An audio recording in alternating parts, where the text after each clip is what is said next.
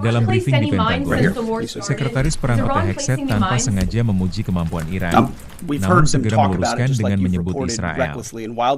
Selain itu, ia mengkritik laporan media yang dinilai sembarangan tentang tuduhan Iran menambang Selat Hormuz. Hegseth juga memberikan klarifikasi mengenai jumlah korban dalam konflik dengan Israel, menyatakan bahwa mayoritas tentara Amerika kembali bertugas setelah mendapat perawatan medis. We kept pouring more troops in and on the ground, and then pretty soon everyone wonders, like I did in Afghanistan in 2012, what's our mission here? I'm not clear what it is. We're taking the opposite approach here and saying we've defined these objectives, we're pursuing those objectives. The president has his hand on the throttle and will decide ultimately when they've been reached that serve the purposes of the United States of America, American interests first. Polls show over 80% of Republicans support the president's military action in Iran, but there's some consternation in parts of the party, particularly from your fellow Fox News alum Tucker Carlson. He called the war disgusting and evil, and then said of unconditional surrender, which the president has called for, means foreign troops get to rape your wives and daughters. Have you heard these comments, and what's your reaction to them? We're busy executing on behalf of great patriotic Americans with a clear mission that's 47 years overdue, and we're going to execute on that regardless of what people say about it. How many American casualties have there been, and where were the American service members when they were injured?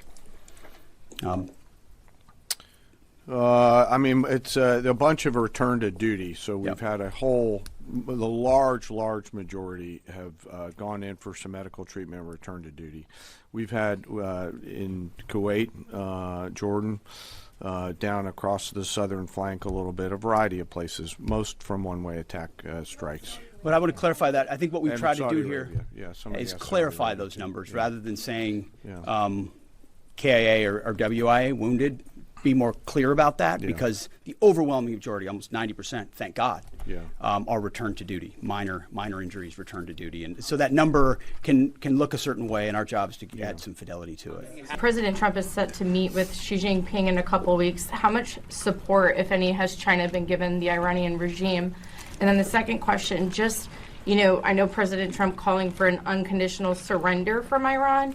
Given that the U.S. is working in partnership with Israel on this whole operation, is Iran expected to meet demands of both countries or just the U.S., and what are those demands? Well, we're proud to partner with the incredible capabilities the Israelis have, but our objectives are our objectives, and so when those are met, as we meet those, we'll set the tempo of when those are met. What was the first question?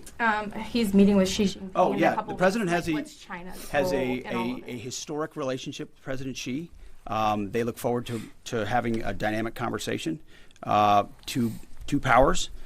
President Trump ultimately has established terms of that relationship which advance the United States of America, and that meeting will continue to ensure we advance that. That's all. Jelajahi cara baru mendapatkan informasi. Download MetroTV Extend sekarang.